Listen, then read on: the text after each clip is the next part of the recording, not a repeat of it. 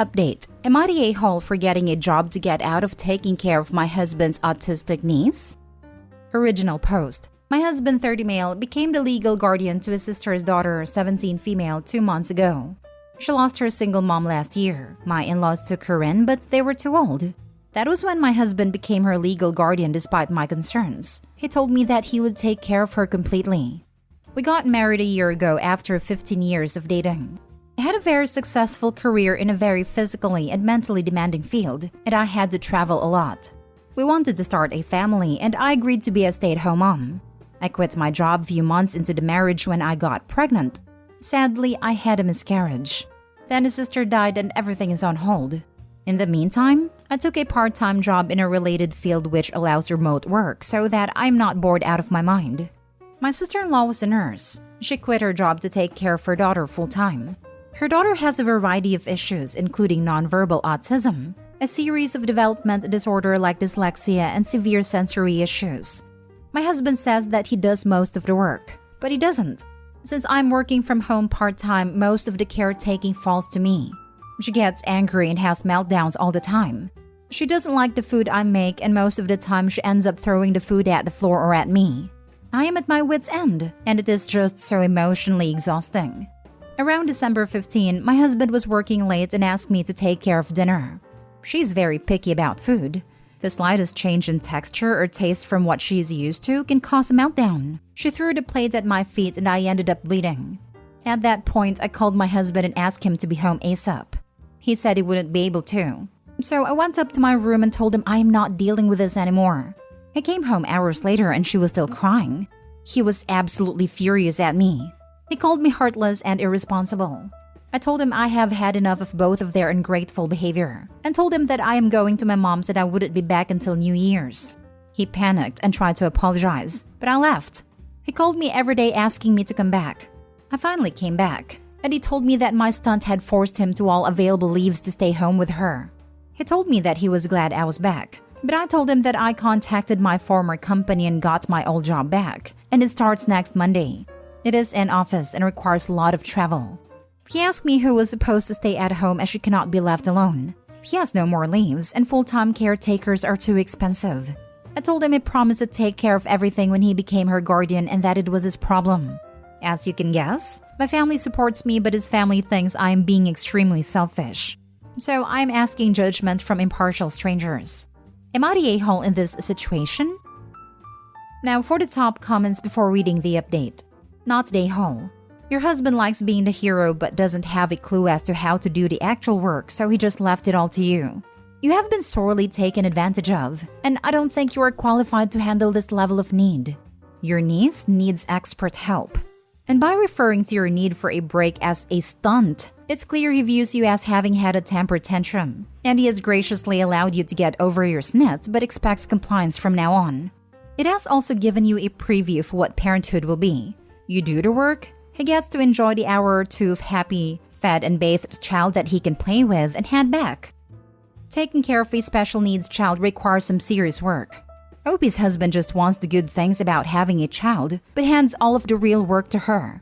He told her he would be the one to take care of her completely, but flipped out when the struggle begins. Caretaker burnout is very real, and referring to Opie's need for a break as a stunt shows just how little he respects and appreciates her work, as well as his limited understanding of what it takes to care for a special needs child. Opie, you're not heartless or irresponsible. You took care of a child that weren't your responsibility. That alone makes you far better than your hubby. You were literally injured taking care of her, but all he cares about is how you didn't do what he promised to do? Get your job back. He's her legal guardian. He has to and will take care of her. He's being massively ungrateful. I feel bad for your husband's niece. Hopefully she gets the help and care she needs. Info. Are you planning on still being married to him? At the moment, no. I'm just trying to see what happens next. But if he doesn't find a solution that expects me to be a full-time carer, then no, I would walk away. Walk away. He will tell you whatever he needs to tell you to make you stay, like you did the first time. And then you will again find yourself being slowly manipulated into the caretaker role. You already know that. That marriage cannot be salvaged. It won't work if your niece stays. And it won't work again if your niece is placed in a home. This is over. He will resent you, and you have found out you cannot trust him. There is no more basis for a relationship. Yikes. That's true. How sad. 15 years of dating and 1 year married just to be ruined by family rubbish. True. They can't stay together if the disabled kid is there, and he won't forgive her if he has to send a kid to a care facility. Poor Opie. And now for the update. A lot of people were messaging me for an update, so here goes. I wish I could say things got better. My husband took a few days off to interview special needs nannies/caretakers. He ended up finding a good and experienced person to take on the job. He hired her for 9 to 6 during weekdays. One day, she ended up saying she could not make it for a couple of days due to an emergency. My husband had a meeting he couldn't miss and asked me to look after his niece for the day. I refused, and he took my car keys while I was getting ready and left before I noticed so that I could not go to work. I grew up with a narcissistic, gaslighting father who did stuff like this all the time. So I told him to come back in 1 hour or I will call CPS, and once they get there, I will call a cab and get to work. He ended up driving back, and this turned into a big fight, and I told him that if he does it again, I will walk out and never look back. He apologized and said that he was just desperate. The worst happened 2 weeks ago. I needed to travel for a couple of weeks for work and I could not find my passport. I'm a very organized person and I knew that I did not misplace it. I ended up calling the non-emergency helpline. They ransacked the house and found the passports hidden in his gym bag. It is a crime to steal passports, and they asked me if I wanted to press charges. I said no. Another fight. He told me that he needed me at home that weekend due to a social welfare visit, and he knew that I would not stay even if he had asked me. I finally kicked them both out of my house, and I told him I would call the police if he came near me again. My house is a premarital asset, thank God for that. Then told him that I would be filing for divorce. The welfare visit turned into a mess, as neither of them were living there when the worker showed up, and the social worker also knew about the recent call to the non-emergency helpline. So all in all, she was not impressed with our BS. He came by 2 days ago and told me that he ended up moving in with his parents. They own and live in a small 2-bedroom apartment. That doesn't qualify according to welfare norms, so he ended up asking me for another chance. He asked if I would consider letting him and niece stay until they figure it out, or she would have to go to state's care. He told me that there is no way he can afford rent and a carer, and begged me. I told him that I could never forgive what he did. He knew my past with my father, and he still went ahead and did it. He suggested they could move in and we can work on this at a couples counseling. I told him that I could never trust him again, and that it was over. He asked me if he could get his parents to take in Denise, or even relinquished her care to the state, so I would give him another chance. I think months of worth of anger burst that day. I told him that even though it may appear as if the problem between us is niece, it was actually him. He didn't ask me before taking her in. He did nothing to help. He waved my concerns away whenever I felt burnt out. He took on a responsibility without consulting me and dumped everything on me. He chose to take my keys. He chose to hide my passport. I told him things may have been different. Him, niece, and I may have adapted and become a family if he hadn't made a wrong choice at my expense, at every turn. I told him to get out of my house, that it was over and I never want to see any of them ever again. I still don't know if what I'm doing is right or wrong. I know people wanted some sort of happy ending, but it is what it is. I still have not started the divorce proceedings yet, but I will soon. For now, I am taking a break as it had been a very emotional and draining couple of weeks. It's easy to be the selfless hero caring for the poor orphan child when you don't have to actually do a single damn thing. I also noticed that not a single one of his relatives who are criticizing her for being selfish apparently offered to lift a finger until she finally kicked him out. Honestly, it's probably their self-preservation instinct kicking in. If they can guilt someone else into taking care of Denise, they don't have to. Most people cannot take care of a person like this in the US, whether they want to or not. It basically precludes working, and you kind of have to work. I actually consider this a very happy ending for Opie. Divorce is not easy, but she absolutely made a right decision. I read the original post and I'm glad to see the update.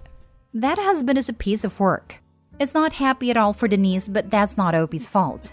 I hope Denise receives the support she deserves. To be honest, I'm glad it blew up in his face. Totally deserved. Hope he enjoys the fruits of his non-labor and poor, harmful decision-making. She reverse Uno the heck out of him, and I'm here for it. One of the major lessons from this mess is make a plan for your death. Opie's sister-in-law should have had a plan in place.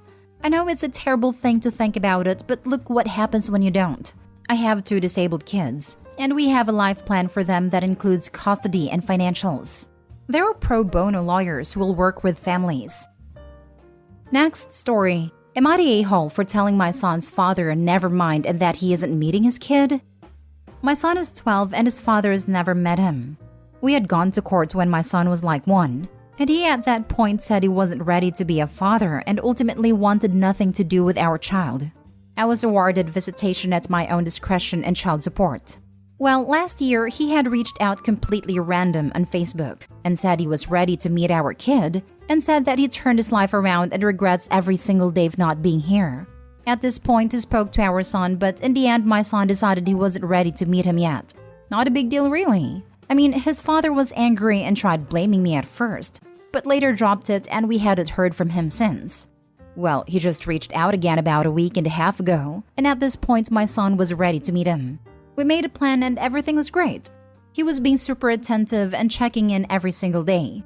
He appeared to be really involved, and everything was truly great. However, he calls me last night, and I don't know if he was drinking or what was up with his sudden attitude, but he was being nasty and telling me, "I will take the boy from you if you do anything that I don't agree with." He was accusing me of spending the child support money on myself despite me giving him no reason to think this. I told him to stop speaking to me like that, and he said it a few more times before I finally snapped and said, "You know what? Never mind. I'm not bringing my son to meet you when you were telling me you were taking him from me. You're not meeting him," and hung up.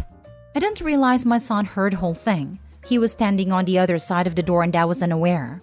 He is obviously on my side, but definitely a bit bummed, and just keeps saying he can't believe his dad had the audacity to treat me like that, and kept saying, "Mom, I want you to know that I would always choose you even if he brought you to court." And it was incredibly sad. I reached out to a friend today because this is seriously mentally destroying me, because I know deep down my son still wants to meet him. And my friend basically told me that I was an a-hole and that I had no right to keep my kid from him. Even went on to say, "So what if it takes him? The cops would find him and charge him with kidnapping, and then your son would know what he's dealing with. But until then, stop depriving your son." Am I the a-hole? Now for the top comments. What is wrong with your friend? This man is clearly unstable and just made a credible threat to kidnap your child. The cops would find him and charge him with kidnapping. Like, has your friend met any police? It could take days, even weeks to find him. What if he was hiding? What if he left town? Your friend is saying it's okay to gamble your son's safety, and if he gets abducted, it'll be fine. Who cares about the mental harm that'll inflict on him or the physical harm an unstable man could do to him? Not the a-hole times infinity. Your friend needs to stop thinking of human lives like objects. Right? Like, what does it matter if your child gets kidnapped? Also, some kidnapped kids are never recovered. Some are unalived. Seriously, ditch the friend and keep doing what you're doing. Not the a-hole. Not the a-hole. Your friend is an idiot who doesn't know what she's talking about. My cousins got kidnapped by their father, and he took them out of the country until he got sick of them. The police did absolutely nothing. You did the right thing, and you should probably dump that friend. The same thing happened to my cousins. It took my aunt 2 years and a series of very expensive lawyers to get them back. Yep, had a friend who had his wife served with divorce papers because he was extremely unhappy in the marriage. Counseling wasn't helping and he didn't want to be a cheater. Within 6 hours of her being served, she and his child went missing. The police said it was a civil matter. She went to a neighboring state and took our state 2 years to find her. During that time, his son forgot him and another man was daddy. He ended up giving his parental rights because he talked to a child psychologist who said it could be traumatizing for the child to be forced on a stranger, even if he is the father. Last story is titled, "Am I the a-hole for refusing to answer my sister's video call so she can see her baby?" Context. My sister had a planned pregnancy that involves having the baby daddy not being around and is determined to be an independent mom. She gave birth, had to give up her lease and move in with us at a different state. Not a short amount of time after, she managed to get her dream job, knowing that she still has her 6-month-old baby to take care of. This job was not a limited-time position and is always hiring in masses every few months or so.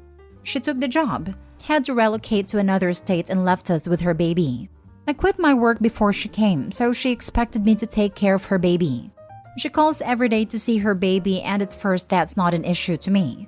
But at some point, it just became very depressing for me that this past few months, all I have been doing is taking care of her baby while her IG stories are just her having fun on her job and partying at clubs on her day offs.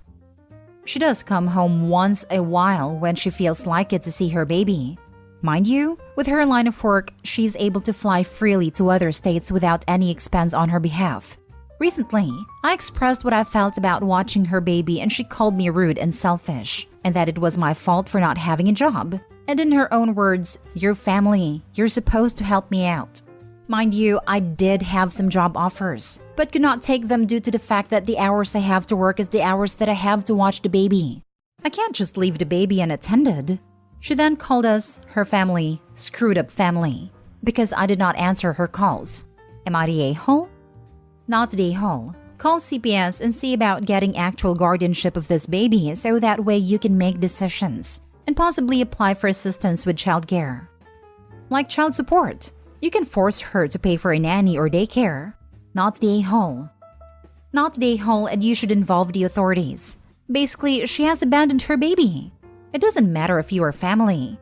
Also, it might cause you trouble legally. Are you this baby's guardian? What rights do you have or does she have? It's really complicated and varies by state, so legal advice is essential.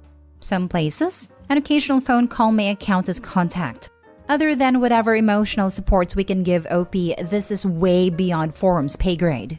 OP, please take care of yourself and please seek legal advice on your options and how to move forward. If you haven't already started keeping a journal of visits, contact, financial support, and baby-related costs you are paying, begin immediately. Wow, just occurred to me that you need to get legal advice ASAP about denying contact, Zoom, phone calls, etc. I don't mean to suggest it could be a crime, but you want to make certain you're in the clear if you deny contact.